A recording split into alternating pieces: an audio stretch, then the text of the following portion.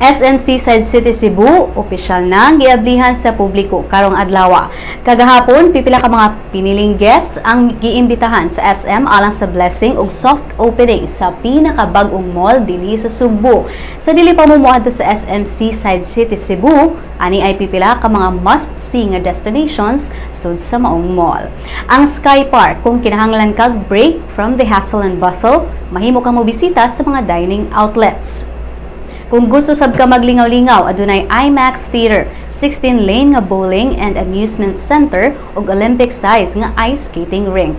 Ang Seaside City Cebu motanyag kanimo og kapin sa 400 ka mga food and retail shops. Kung kapuyon ka og libot sa maong mall, adunay gitanyag sab nga free ride alang sa mga PWDs, senior citizens ug mga pregnant women.